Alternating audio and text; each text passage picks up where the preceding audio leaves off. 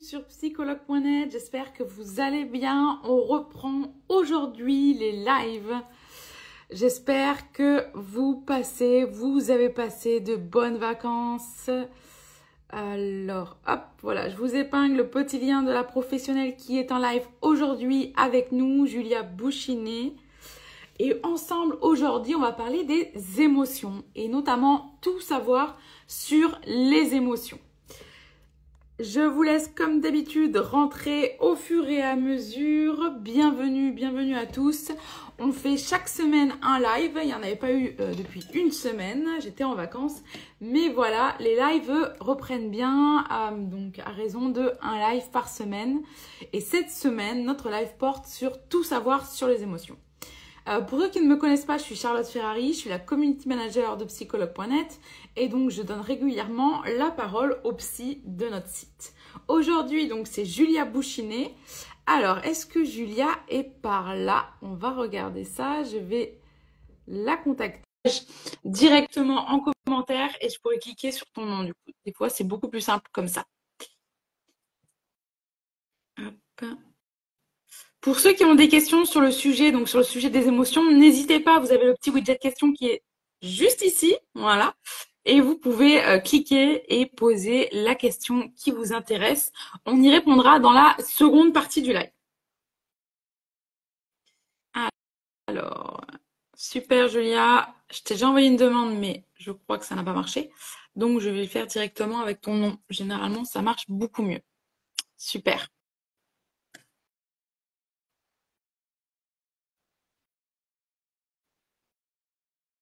Alors.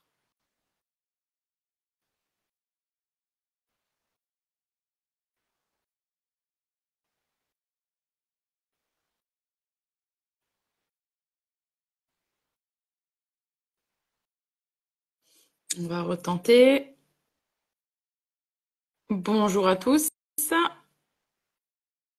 On essaye donc de se connecter avec Julia Bouchinet, qui est l'invitée de notre live aujourd'hui. Hop.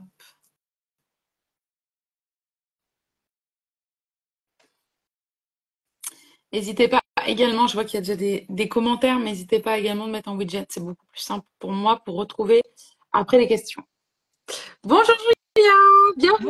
Bonjour Charlotte et bonjour tout le monde. Comment vas-tu? Toi, tu as bronzé plus que moi. Je sais pas, j'ai pas trop l'impression par rapport aux personnes qui sont ici, mais peut-être un peu plus, en tout cas qu'au Pays Basque. D'accord, ouais, je suis très très loin, mais bon, j'ai pas un type de peau qui bronze, donc je le prends pas mal. En tout cas, tu as bonne mine quand même, Charlotte. Oui, voilà, c'est principal, Voilà. exactement. Je pense que c'est important de savoir. Merci Julia. Donc bienvenue dans ce live. On reprend doucement les lives. Ça faisait un moment qu'on n'avait pas fait de live ensemble, il me semble, Julia. Ben oui, je pense que ça doit faire bien 3 4 mois, voire peut-être même un peu Ah bah, peut-être plus. même plus, je Et pense, ouais. j'adore ce format, donc je suis super contente de vous retrouver en tout cas. Super, merci Julia. Donc on va parler aujourd'hui ensemble des émotions, donc tout savoir sur les émotions. Avant de commencer ce live, tu sais, Julia, je vais te demander de te présenter, s'il te plaît. Oui, oui, bien sûr. Bonjour à tous. Donc, je suis Julia, je suis praticienne en psychothérapie en PNL et très fraîchement en psychotraumatologie. Voilà, donc c'est là il y a quelques jours. Donc moi, j'accompagne surtout les profils de personnes en fait qui souffrent de leur sensibilité, de leur sensorialité et qui ont besoin de s'accepter, alors avant de s'accepter, de se comprendre. Donc bien sûr de s'accepter, de s'assumer et par la suite de s'affirmer telles qu'elles sont. Donc, je propose des thérapies individuelles, de couple et aujourd'hui de groupe à distance et aussi en présentiel au travers des séjours que je propose maintenant, notamment celui de septembre au Pays Basque. Super. Voilà. Merci Julia. Bon, on va en apprendre plus sur toi au fur et à mesure également Oui, des questions.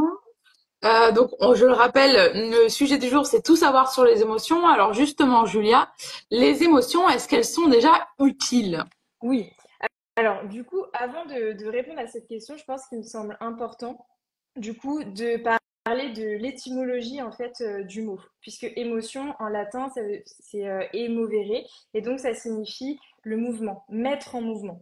Donc, en fait, une émotion, c'est un signal qui est neurologique, qui est physiologique, qui voilà, nous permet, c'est un message de notre corps qui nous indique quelque chose sur nous. Donc, bien entendu, moi, je sais que je suis dans cette démarche en thérapie, en tout cas, de vraiment travailler avec le corps. Quand je vois quelqu'un qui a des émotions, qui a de la tristesse, etc., je vais toujours chercher à lui demander bah, qu'est-ce qui fait que vous ressentez de la tristesse? Ou quand je sens de la colère, qu'est-ce qui fait que vous ressentez de la colère? Parce que derrière chaque émotion, en fait, il y a un message intéressant par rapport à nous-mêmes, par rapport à notre intégrité, en fait. Donc, bien évidemment que les émotions, elles sont hyper utiles. Sinon, on Mm. devient des robots. Et d'ailleurs, je sais que toutes les personnes que je peux accompagner qui ont vraiment une forte sensibilité, une forte sensorialité, ressentent les émotions des autres, donc c'est une souffrance. Mais à la fois, quand elles sont face à des personnes qui ne ressentent pas d'émotions, qui sont linéaires dans leur manière de parler, dans leur manière de ressentir, dans leur manière d'exister, tout Mm. simplement, bah, c'est très anxiogène pour ces personnes-là. Parce que, en D'accord. fait, ce qui fait qu'on a des émotions, c'est ce qui fait qu'on est en mouvement, c'est ce qui fait qu'on ressent, c'est ce qui fait qu'on vit, en fait. Mm. Quand il n'y a pas d'émotion, il y a moins de vie. Ouais, très juste, très juste. Merci Julia. Est-ce que on peut nous en dire plus sur les émotions principales Oui, qu'on ressent et quels sont les messages aussi de chaque émotion? oui. Alors, je me suis un petit peu renseignée parce que moi, dans mes formations, les émotions principales qui étaient référencées, c'est les 5 émotions, donc on va dire les plus conventionnelles. Ouais. Donc, la joie, la colère, la tristesse, la peur et le dégoût. Mais en fait, il y en a deux de plus qu'on peut rajouter, c'est la surprise et le mépris, qui peuvent être liés aux autres. Donc peut-être pour commencer, la joie, ben, je ne sais pas si je peux vous la décrire, mais la joie, c'est le fait d'être content, d'être heureux, d'être souriant, de ressentir une exaltation, un espoir, quelque chose voilà, qui donne envie de s'ouvrir, de se relier aussi à l'autre. Je sais qu'il y a des personnes qui ressentent peu de joie dans leur vie. Voilà, donc la joie, je la caractériserais comme ça. Donc c'est un sentiment de bien-être, d'être en joie. Mais les émotions nous traversent, donc c'est pas toujours linéaire. On peut pas toujours être en joie, pas toujours être super au top. Ouais. Voilà, ça nous traverse. Ensuite, il y a la tristesse. Donc la tristesse, ben, souvent quand on est triste, soit on pleure, soit on est un petit peu affligé, pas bien, on est en manque, on est à l'arrêt en fait quand on est en tristesse. Et le besoin qui se cache derrière la tristesse, c'est l'amour. Donc en fait, quand moi je vois par exemple une patiente qui est très très triste, je lui demande ben, l'amour de qui vous auriez besoin de recevoir. Mm. Des fois, ça peut être, bah, j'aurais besoin d'être prise dans les bras par ma mère, savoir que qu'elle m'aime. Ça peut être, bah, j'aurais besoin, je sais pas, d'aller voir ma famille. Peu importe, mais en tout cas, la tristesse, c'est vraiment un besoin d'amour. Mm. Et le besoin d'amour, on le ressent tous différemment. Ça peut être un compliment, ça peut être voilà, des phrases verbales, ça peut être des gestes non verbaux. Ça peut être du paraverbal aussi. Ça dépend de chacun. Donc, si vous vous sentez triste parfois, demandez-vous bah, qu'est-ce qui me rend triste en fait? Qu'est-ce... Et à quel moment j'ai perdu cet amour? D'accord. Voilà. Ça peut être de l'amour de soi aussi. Parce qu'on peut avoir beaucoup d'amour de l'extérieur et se dire mais je suis triste quand même. Je me sens triste, qu'est-ce qui se passe? Donc là, c'est en rapport avec soi aussi. La colère, en fait, la colère, c'est une émotion qui est super intéressante parce qu'en fait, la colère indique qu'il y a quelque chose qui n'est pas juste en termes d'intégrité pour soi-même. Donc on peut avoir de la colère pour des choses extérieures, mais on peut aussi avoir de la colère pour soi-même, d'avoir laissé faire des choses, d'avoir laissé dire, de ne pas avoir agi, etc. etc. Derrière la colère, donc la colère, ben, je pense que vous connaissez, mais c'est le fait voilà, d'être irritable, fatigable, de s'énerver, d'être agressif. C'est lié à de la colère. Et donc la colère, c'est un besoin d'être considéré. Donc quand on est en colère, quand vous êtes en colère, il y a besoin de vous sentir considéré et on se sent considéré aussi parce qu'on est entendu par l'autre. Oui. C'est pour ça que si par exemple vous êtes dans un système familial où vous ne pouvez pas forcément parler, ou un système même amical, voilà, vous n'êtes pas écouté, même si vous avez essayé et tout, et que vous êtes recroquevillé, mais que vous avez quand même cette colère au fond de vous, vous pouvez passer par exemple par l'écrit. Parce que l'écrit va vous permettre d'expulser, de lâcher tout ça, et après, on trouvera d'autres solutions, mais d'abord, c'est vraiment d'expulser ça à l'intérieur de vous pour lâcher ce truc-là, qui ronge de Mm. toute façon de l'intérieur, si on ne le lâche pas. Ouais. Ensuite, il y a la peur. Donc, il faut savoir que, juste pour terminer, pardon, sur la colère, la frustration, c'est une petite sœur de la colère. Ah, Donc, la colère, c'est une émotion. L'agressivité, c'est une pulsion. Et la frustration, c'est un sentiment. Donc, c'est une colère qui s'est embringué, enfin qui a perduré au fil du temps. D'accord. Voilà. Ensuite, il y a la peur. Donc pareil, peur et colère, c'est voilà, c'est à la frontière, mais les deux s'auto-alimentent. Et la peur, c'est un sentiment de, c'est pas un sentiment, pardon, c'est une perception d'un danger. Donc le danger, ça veut pas dire qu'il est irréel. Juste la question à se poser, c'est est-ce que le danger est rationnel ou irrationnel? Ça veut pas dire qu'il n'existe pas. Le danger, si vous le Mm. percevez dans votre esprit, il existe. C'est juste de se demander est-ce qu'il est rationnel ou irrationnel pour pas tomber dedans. Et donc la peur, là, il y a un besoin de fuite ou de repli pour éviter le danger, en fait. Voilà, donc cette émotion-là est très intéressante. Et puis il y a le dégoût. Donc le dégoût, c'est le fait de pas digérer quelque chose. Vous voyez, moi quand j'ai des personnes qui viennent en séance qui ont vraiment des maux de ventre, qui ont des envies de vomir régulièrement, des choses comme ça, souvent c'est lié au dégoût. Et le dégoût, comme j'ai fait des études là de psychotraumatologie, le dégoût peut être lié à du traumatisme. Voilà, D'accord. donc ça c'est super intéressant aussi. Quand il y a quelqu'un qui vient avec un sentiment de dégoût régulier, envie de vomir, n'arrive plus à digérer et tout, là il y a vraiment des choses liées au passé qu'il faut régler pour moi en tout cas. Ensuite, le plus un, c'est la surprise. Moi, je la lie à la peur. Voilà, c'est le fait d'avoir D'accord. peur. Et pareil, le sentiment de surprise, de sursauter pour rien, d'avoir peur des bruits, des choses comme ça, d'être toujours un peu en hypervigilance, ça c'est lié donc aussi, ça peut être lié au traumatisme. Et qui n'a pas été traité. Et le D'accord. mépris, bah moi je le lie à la colère, donc c'est le fait de ne pas se sentir considéré, le mépris. Quand on ressent du mépris de la part de l'autre ou qu'on méprise l'autre, c'est le fait de ne pas considérer l'autre, de ne pas se sentir considéré par rapport à l'autre. Là, je peux faire juste un petit lien aussi avec l'humiliation. Ouais. D'accord. Voilà.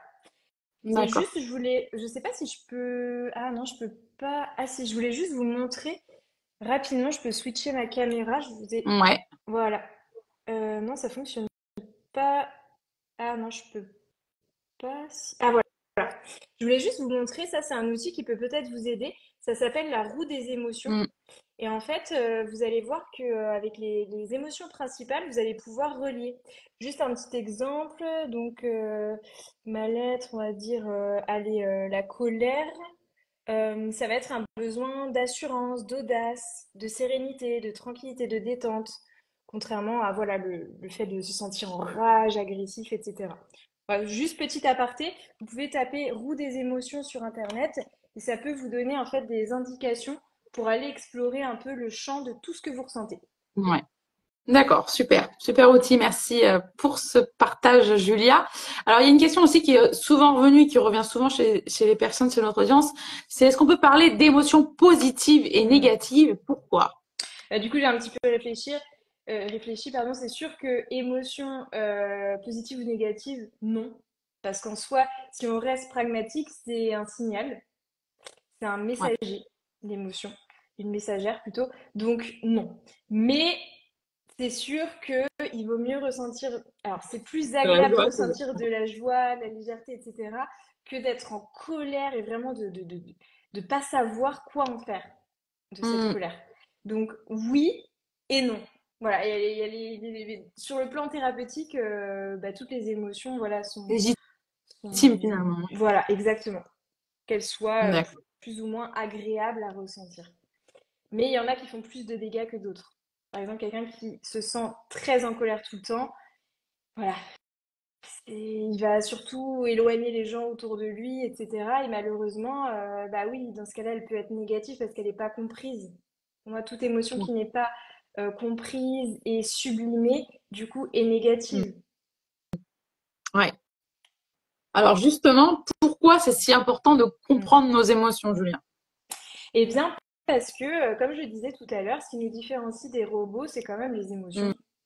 Et que se sentir vivant, c'est quand même la base. Il y a beaucoup de personnes qui se sentent éteintes, inanimées.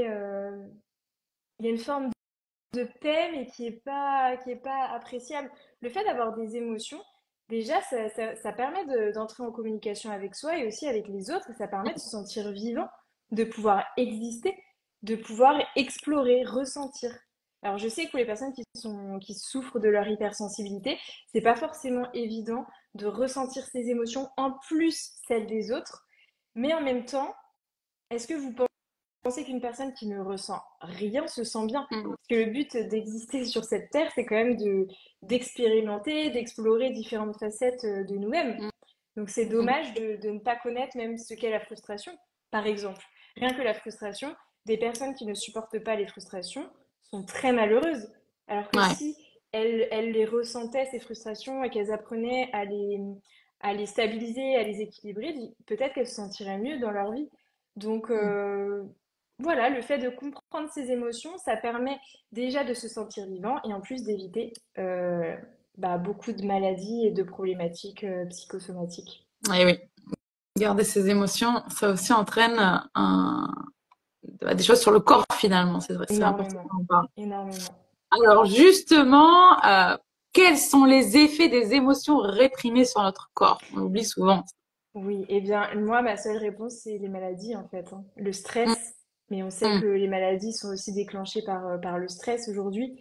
Donc, je dirais vraiment, c'est un état de mal-être, en fait. Parce que tout est émotion, si on regarde bien. Tout est Ouais. émotion.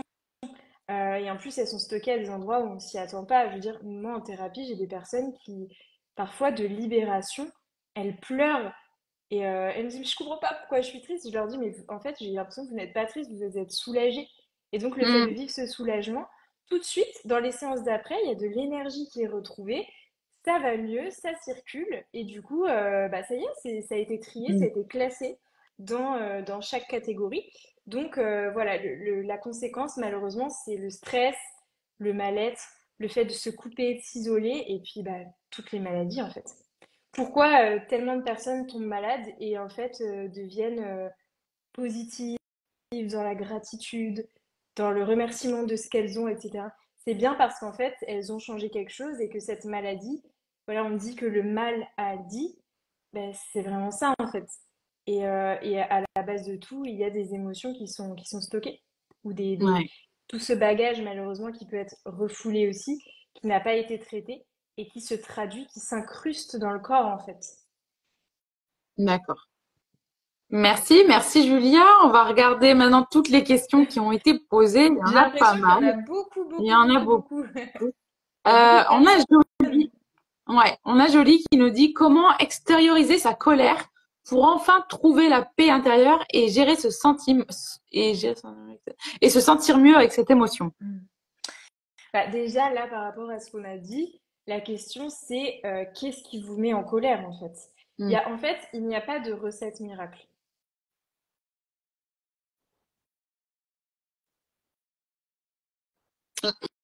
Il y a eu un petit bug. À voir si on récupère Julia.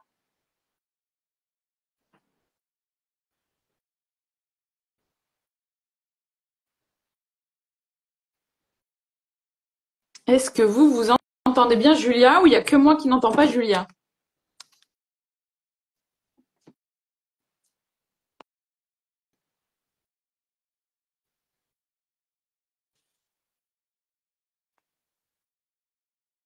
Alors, qu'est-ce qu'il s'est passé? Plus rien. Oui, voilà, on en est à peu près ça. Il y a eu un petit bug, hein. C'est figé, on n'entend pas, on ne l'entend plus. Je pense que vous me voyez plus que moi. J'imagine que c'est ça. On va attendre que Julia. Ah, c'est figé pour vous? Ou vous me voyez encore? Je vais réinviter Julia.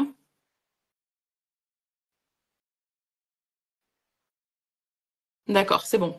Merci Zoé pour cette confirmation. Ça y est, Julia revient. Rebonjour à tous, est-ce que vous Petit bug. m'entendez? Il y a eu Je sais un pas pourquoi ça. gros... tout s'est éteint d'un coup. Ah d'accord. Oui, oui, il y a tout Ok. qui... Le téléphone s'est éteint et je n'ai plus pu l'utiliser. Donc là, vous m'entendez bien. Ouais, ouais, ouais. Ok, super. Bon, j'espère que ça se reproduira pas. C'est peut-être la chaleur là où je suis qui fait Ah, c'est surchauffer un peu le possible, ouais. téléphone. Ouais, c'est Bon, possible. J'allais te dire qu'est-ce que tu peux faire? Pas grand-chose, à part arrêter non, le téléphone, malheureusement. Ouais. non, là, pas grand-chose, mais du coup, bon, j'espère que ça va aller. Donc, pour répondre, c'était Jolie, je crois, son prénom. Oui, Ok, Il voulait savoir pour mieux gérer sa colère. ok. Donc l'idée, c'est que ce que je disais, c'est qu'il n'y a vraiment pas de recette miracle. Déjà, moi, ce que j'ai conseillé au début du live, et c'est vraiment quelque chose que je recommande à tous les patients, c'est de d'écrire des lettres en fait aux personnes à qui vous ne pouvez pas parler. Donc c'est vraiment pas des lettres que vous allez leur adresser, c'est vraiment pour poser à l'écrit tout ce qui vous met en colère, ou si ça concerne des personnes, tout ce qui vous met en colère par rapport à ces personnes. C'est un moyen d'expulser. Après, pour la colère, le meilleur médicament, c'est l'activité physique. Tout ce qui est stress, colère, agressivité, il faut trouver un défouloir. S'il n'y a pas le défouloir extérieur, il y aura un défouloir, soit vous, soit les autres Ouais. et n'importe quel autre. Ça peut Mhm. être quelqu'un en voiture sur qui vous allez vous déchaîner parce que vous avez la pulsion qui vous monte et qu'il faut que ça sorte. Soit sur les enfants si vous avez des enfants, soit sur le conjoint, la conjointe, etc. Et bien sûr, c'est tout ce qu'on veut éviter. Donc Ouais. l'objectif, c'est vraiment activité physique, c'est numéro un. Après, il y a vraiment ce côté expressif du papier. Après, ce que vous pouvez faire, c'est aussi, vous allez sur votre dictaphone et vous lâchez tout ce que vous avez à lâcher sur le Mhm. dictaphone. Ça fonctionne très bien. Tout ce qui vous met en colère, ça, c'est l'expression. Après, dans un second temps, pour travailler votre discours, travailler ce que vous voulez dire à telle ou telle personne, etc., ça, vous pouvez le travailler en thérapie. Vous pouvez le travailler vous-même, hein, si c'est OK pour vous, mais pour y mettre les formes, etc., et comprendre ce que dit la colère. Parce que l'étape 1, c'est de l'exprimer. Ouais. L'étape 2, c'est d'aller comprendre cette colère. Ok, bon, j'ai Mhm. exprimé. Maintenant, quand je relis ma lettre, qu'est-ce que je comprends de cette colère? En quoi je ne me suis pas sentie considérée? Est-ce que ça concerne moi? Est-ce que ça concerne les autres? Est-ce que ça concerne la vie? Quel est le sujet concerné? Et étape 3, c'est vraiment de sublimer cette expression pour aller vers l'affirmation. D'accord. Donc j'espère que j'ai répondu à votre question. Mais quand c'est Ouais, mais c'est pulsionnel complet. comme ça, vraiment, là, c'est activité physique et c'est non négociable. Je rappelle que le médicament antidéprime, c'est number one, c'est l'activité physique. Ça Ouais. régule énormément le système nerveux, Ouais, et puis, il suffit d'en faire au sympathique. quotidien pour vite le comprendre finalement. C'est ça. Tous les jours, il y a besoin de ça, en fait. Ouais. On a Citronnet qui nous dit comment différencier les émotions des sentiments. T'en as parlé un peu tout à l'heure. Oui, en fait, une émotion dure quelques secondes. Le sentiment, c'est quelque chose qui s'est imbriqué, c'est pas le bon terme, mais qui s'est Qui imprégné en perdure fait un et peu. qui reste. Mm. C'est comme si c'était une émotion répétée qui du coup durait depuis très longtemps. Par exemple, je vais vous donner un exemple très concret. L'émotion de la tristesse est une émotion, voilà, on se sent triste, pas bien, envie de pleurer. La solitude, c'est une tristesse qui s'est inscrite, voilà, dans le temps. D'accord. On a Mickaël qui nous dit j'ai du mal à ressentir autre chose à part la colère. Est-ce qu'il y a quelque chose que je peux faire? Oui, bien sûr. Déjà, les trois étapes dont je vous ai parlé.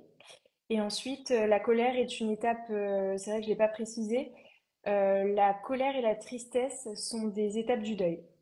Donc quand quelqu'un vient en thérapie, par exemple, est très en colère tout le temps pour tout, contre les autres, il y a de la projection, là, souvent, c'est un deuil qui n'est pas résolu pour le moment. Je Mm. vous rassure, les deuils peuvent très bien se résoudre. C'est même assez D'accord. simple. Il suffit juste d'en discuter, d'être patient et de se laisser vivre en fait les choses. Derrière chaque grande colère, il y a de la tristesse. Toujours, D'accord. toujours. D'accord. Quand tu dis deuil, on entend bien que c'est pas forcément le deuil d'un être cher. Ça peut être plein de deuils, hein. Bien sûr. Le deuil d'une étape de vie, par exemple. Par exemple, le déménagement est un deuil. Mm.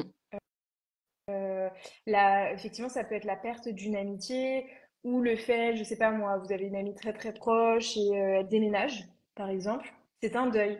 Mm. Deuil de cette ancienne amitié qui n'existera plus telle qu'elle existait. Ça ne veut pas dire que c'est terminé. Il y a des deuils, ça ne veut pas dire des pertes définitives, c'est des pertes transitoires. En fait, on fait des petits deuils tout le temps dans notre vie. Dès qu'il y a un changement dans notre vie, on effectue des deuils et donc, ça peut être plus ou moins difficile. Donc là, il faudrait vraiment voir pour cette personne qu'est-ce qui la met en colère, quoi. Qu'est-ce D'accord. qui la révolte. Merci, Julia. Euh, Ah, on a Nathalie qui, elle, décidément, la colère fait beaucoup parler. Nathalie nous dit, je ne ressens jamais la colère envers les autres. Est-ce que c'est un problème? Oui, oui, c'est un problème. Pourquoi? Parce que ça veut dire que la pulsion est retournée contre vous-même. Quand je Hmm. parle de pulsion, voilà, ce type de profil, par exemple, je ne sais pas si c'est votre cas, attention, je fais des généralités, mais prenez toujours des pincettes avec ce que je dis aussi, parce que j'ai pas forcément le temps de développer dans le détail et dans votre situation. Donc, s'il vous plaît, prenez du recul dans ce que je dis, mais régulièrement, je vous parle de mon expérience, les personnes qui ne ressentent pas de colère jamais sont des personnes qui peuvent être facilement dans le sacrifice. Donc, étant donné que c'est normal de ressentir de la colère, par exemple, je vous donne juste l'exemple d'un petit bébé. Un bébé, pendant 6 mois, c'est la phase de fusion avec la mère. Il ressent de la colère, mais il ne peut pas l'exprimer parce que sa vie entière dépend de ce que va lui donner sa Ouais. mère en termes de regard, de nourriture, mais aussi de, d'amour en fait. À partir de 6 mois, étant donné qu'il y a tout un environnement et qu'il ne perçoit pas que le visage de sa mère et le sein de sa mère, là, je parle vraiment de psychanalyse, mais qu'il perçoit tout ce qu'il y a autour, donc la famille, etc., il peut avoir d'autres personnes sur qui compter. Et là, bam, il peut commencer à exprimer sa colère. Donc, même le bébé, etc., même les enfants ressentent de la colère, Hmm. qui n'est pas à diaboliser. Elle est naturelle et normale, en fait, pour le permettre Ouais. d'exister à ces bébés, à ces enfants. Donc, un profil de personne qui ne ressent jamais de colère n'a pas pu exprimer cette colère de manière safe, ni la ressentir de manière sécuritaire dans son milieu, souvent familial, mais dans tous les autres milieux. Parce que je rappelle, il y a 9 piliers de vie. Il y a l'aspect sentimental, familial, amical, il y a l'école, etc. Et donc, on devrait tous pouvoir exprimer dans un monde idéal nos différentes colères, etc., dans nos environnements. C'est- Donc, un profil comme ça, voilà, va souvent être dans le sacrifice et retourner cette agressivité contre lui-même, si c'est pas contre les autres. Ok. Merci Julia pour cette explication. Je vais regarder les premiers messages qui avaient été mis. Ah, on a Linda qui nous demande comment apprendre à son enfant la gestion des Mm. émotions, s'il vous plaît. Très intéressant. Alors, il y a des jeux qui existent, par exemple, la roue des émotions, je crois qu'elle existe pour les enfants. Il y a les emoticartes aussi, emoji cards, je sais plus, mais qui sont des cartes en fait pour permettre à l'enfant de s'identifier à des petits symboles qui Hmm. sont dessinés. Et en fait, ça permet d'entrer en dialogue avec l'enfant, de lui expliquer ce que c'est, par exemple, bah, que ces différentes émotions-là, et de lui demander de reconnaître. Il y a aussi bah, là tous les films, là, vice-versa, qui peuvent aider. Bon, c'est peut-être un petit peu Ouais, compliqué ouais. pour les enfants, mais ça peut aider aussi à expliquer voilà, qu'il y a plusieurs couleurs, qu'il y a plusieurs émotions, que quand on a telle émotion, on ressent ça, etc. L'idée, c'est de jouer et il faut vraiment se renseigner, mais il y a beaucoup d'outils pour transmettre ça aux enfants. Donc ça, c'est sur vraiment l'explication des émotions. Après, sur la gestion des émotions, moi, pour moi, il n'y a pas de gestion des émotions parce que ça veut encore dire, tu as de la colère, bah, tu la contiens. Tu la mets de côté, Hmm. tu la contiens. Non, on est plus dans la régulation des émotions. Mhm. Il y a des techniques psychocorporelles comme l'EFT qui peuvent réguler. C'est le fait de tapoter sur certains points qui sont centraux, qui sont notamment utilisés par l'acupuncture pour venir voilà, libérer, réguler. Ensuite, l'activité physique, la base. Ok, là tu es en colère, par exemple, à votre enfant. Là, je te sens en colère. Est-ce que tu es en colère? L'enfant, voilà, ça dépend s'il verbalise ou il ne verbalise pas. L'objectif, c'est de le faire quand il verbalise. Vous pouvez expliquer à l'oral avant. Ils n'auront pas forcément la maturité intellectuelle et même émotionnelle de comprendre. Mais par contre, en leur expliquant, les enfants, les bébés comprennent les choses ou en tout cas sentent quand vous leur parlez. Euh, Par contre, par la suite, quand ils sont capables de cette maturité, c'est de leur dire, bah voilà, là, je te sens en colère, etc. Tu vas voir, après, on va aller en nature, tu pourras hurler, crier ce que tu veux. Après, la Hmm. technique du coussin, par exemple, pour la colère, c'est bien. C'est là, je te sens en colère. Tu as le droit d'être en colère, mais tu vas dans ta chambre et tu cries. Tu tapes sur le coussin, mais c'est que sur le coussin. Vous voyez, ça peut être des choses comme ça qui peuvent aider. Après, mais pour la tristesse, c'est simplement de dire, voilà, peut-être que tu as eu peur, tu as besoin d'amour, est-ce que je peux te faire un câlin qui peut t'aider? Mais là encore, c'est voilà, je dissocie l'enfant qui verbalise de celui qui ne Oui. verbalise pas. Enfin, mais Merci. y a plein d'outils sur Merci les déjà. émotions. Ouais, et merci aussi aux personnes qui ont partagé des ressources en commentaire. J'ai vu qu'il Ah, y bah avait super. un qui proposait le livre La couleur des émotions, il y a le Oui, livre de Gaston effectivement. Lalicorne, et il y a un jeu aussi, Le monstre des couleurs, que je ne connais pas, mais Moi voilà, non merci. plus. Ok, Merci super. pour le Je vais partage. prendre note aussi. Super. Merci Julia déjà pour tout ça. Alors, Et j'ai vu qu'il juste, y avait... ouais, Oui, dis-moi. j'allais juste rajouter aussi quelque chose. Quand vous-même vous êtes en colère, plutôt que d'expliquer les choses par rapport à l'enfant, c'est aussi de dire, bah, tu vois, maman là est en colère. Elle a le droit, elle est en colère. Ce n'est pas contre toi, mais vraiment d'expliquer. Maman est en colère, par exemple, je sais pas parce qu'elle a pas assez dormi et que voilà, mais ça n'a rien à voir avec toi. Papa est triste aujourd'hui parce qu'il y a telle chose, mais ça n'a rien à voir avec toi. Et tu vois, comme papa et maman, eux, sont en colère parfois, sont tristes, etc. Mais toi aussi, tu peux l'être, c'est normal. Ouais, Sauf qu'on va trouver des techniques pour t'aider à réguler. Mais c'est vraiment d'expliquer les choses et ça sécurise énormément les enfants. Ils d'accord. écoutent et ils ressentent aussi à quel point ça vous fait du bien de leur expliquer aussi. Ok. Merci Julia. On a Margot qui nous demandait est-ce qu'il y a des clés pour identifier de quelle émotion il s'agit quand elle survient? Oui, ben là, moi, vraiment, en tout cas pour les personnes qui n'ont pas forcément l'habitude, la roue des émotions est super pour ça. Hmm. Elle est super parce qu'en fait, vous avez toutes les déclinaisons. Vous avez les émotions principales, d'autres déclinaisons en second plan autour et encore d'autres déclinaisons autour. Donc en fait, vous avez trois échelles d'analyse et ça peut vraiment vous aider au début pour aller comprendre. Après, vraiment, au niveau du corps, vous avez des choses. Par exemple, la tristesse, au niveau des chakras, des sept chakras, la tristesse va beaucoup être au niveau de la gorge, vraiment une tristesse au niveau du cœur. La colère, ça va être au niveau le sentiment d'avoir envie d'attaquer, ça va être au niveau du ventre. Voilà, c'est quelque chose plus en bas, quoi, du corps. Hmm. L'angoisse aussi, l'angoisse qui est un sentiment qui peut être lié à la peur et à la colère d'ailleurs, qui est surtout dans le ventre, la boule au ventre. Vous voyez, des petites choses comme ça. Quand vous dites pas quelque chose aussi que vous gardez pour vous de la colère, de la tristesse, au niveau du cœur, de la cage thoracique, il y a quelque chose qui se serre, qui est tout serré, tout. Ouais. Voilà. Merci Julia pour ces clés. On va regarder une dernière question. C'est compliqué de choisir. Oui, elles ont Euh, toutes l'air d'être super intéressantes. ouais, ouais. Ah, alors, tiens, ah non, Margot, elle avait déjà posé une question. On va pas refaire la même. Un. Alors, on a Sewell qui, au contraire, lui, nous dit comment on peut occulter ses émotions pour être concentré dans une situation difficile à gérer. Est-ce que c'est possible de Oui, mettre de côté ses émotions? oui, c'est possible. C'est possible de contenir, par contre, l'idée c'est que ce soit pas fréquent Hmm, et que vous puissiez avoir un sas. Il y a plusieurs techniques. Vous pouvez écrire sur un papier, par exemple, je me sens très en colère, mais je dois contenir actuellement parce que je n'ai pas le choix. C'est en fait de dire à votre inconscient, votre cerveau, que vous avez compris qu'il y a quelque chose qui est là, mais que vous allez trouver la technique pour libérer après. Donc parfois, il suffit de quelques minutes en fait pour libérer une émotion. Donc vous pouvez contenir temporairement, mais je recommande absolument pas de contenir même sur une journée. Je recommande d'avoir un sas tous les jours.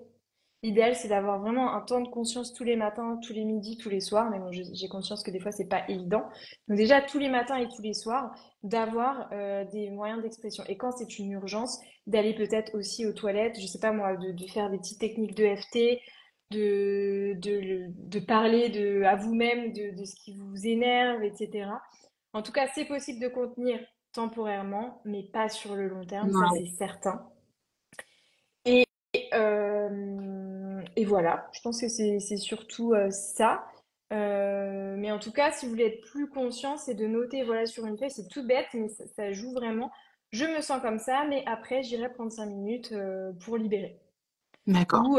Ou après, j'irai prendre 5 minutes pour méditer ou pour relâcher la pression, ou dans 1 heure, 2 heures, peu importe, mais trouvez-vous toujours un sas. Après, j'ai un deuxième exercice, mais ça qu'on fait surtout en thérapie.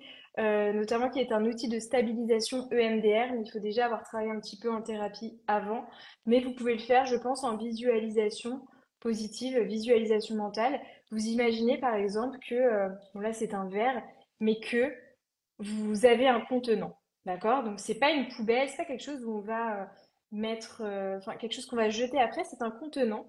Vous allez imaginer que dans ce contenant, vous allez mettre tout ce que vous pouvez pas actuellement gérer. Donc Hmm. vous mettez dans votre contenant et vous imaginez bien le fermer ce contenant. Par exemple, vous imaginez que vous avez, je sais pas moi, un Tupperware et qu'il peut être fermé. Et dans votre visualisation mentale, là, en quelques instants, vous allez vous dire que telle situation, vous la mettez dans le contenant, vous fermez et que, par exemple, à la fin de la journée ou dans quelques heures, vous allez réouvrir et traiter l'information qui est dedans. Et qu'à la fin de la journée, ce contenant sera vide et que Hmm. vous serez apaisé, libéré, que vous aurez traité l'information. Voilà. D'accord. Ça peut Ok. être bien l'exercice du contenant. Ok. Très bel outil. Merci. Merci Julia pour tous ces petits conseils que tu as pu nous donner, pour avoir répondu aux questions, parce qu'il y en a souvent et beaucoup et des différentes. Donc des fois, c'est pas évident. Et comme l'a bien rappelé Julia, bah, ça reste un court laps de temps. Donc c'est difficile de faire du cas par cas. Voilà. Donc c'est vraiment C'est important sûr. de le rappeler. Merci vraiment Julia donc pour ce joli live sur les émotions. Je ne sais pas si tu avais un message à faire passer aujourd'hui, soit sur les émotions, soit sur ton cabinet de manière générale. Oui, eh bien, oui, avec plaisir. Donc, déjà, merci à tous pour votre participation et bravo d'être là pour voilà, vous former, comprendre, être plus conscient. Pour vous, pour les autres, c'est vraiment hyper important. Donc, merci à vous pour ça, d'avoir été attentif, d'avoir posé vos questions. Et ensuite, eh bien, pour ma part, oui, là, je travaille à distance. Donc, quand vous le souhaitez, avant le 9 août, si vous avez besoin de vous faire accompagner, de prendre voilà, une séance individuelle ou même de prendre tout un suivi avec plaisir. Après, la reprise sera en septembre.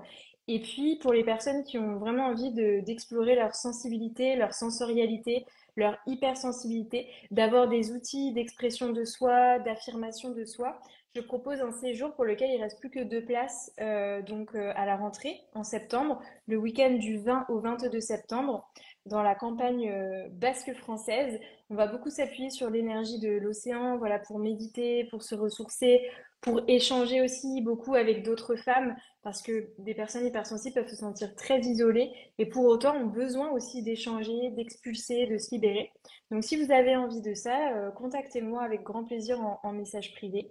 Voilà, à la rentrée, il y aura aussi tout un programme sur le fait de comprendre et de réguler son hypersensibilité, donc notamment émotionnelle, avec tout l'aspect psychologique, mais aussi neurologique, puisque je me suis formée sur le traitement enfin, de l'information sensorielle, donc ça va être vraiment un vrai plus dans la formation Mhm. et le programme. Donc voilà, si vous avez envie, suivez le cabinet sur Instagram et contactez-moi via Instagram ou sur ma fiche psychologue.net. Voilà. D'accord. Merci, merci beaucoup Julia. Je te souhaite une très belle journée et bravo encore à toi pour ce joli live. Merci encore. Merci beaucoup, Charlotte. Belle journée Belle à journée tous, Julia. à bientôt. Au Merci. revoir.